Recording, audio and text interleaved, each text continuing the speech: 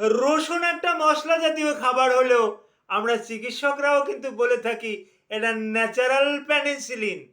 natural penicillin এ কারণে বলা হয়, আপনি যদি গার্লিক, নিয়মিত গার্লিক খেতে পারেন, রসুন খেতে পারেন, তো এই গার্লিকই আপনার ইমিউন সিস্টেমটাকে বাড়িয়ে দেবে, রোগ প্রতিরোধ ক্ষমতাটাকে বাড়িয়ে দেবে, আপনার ব্লাডের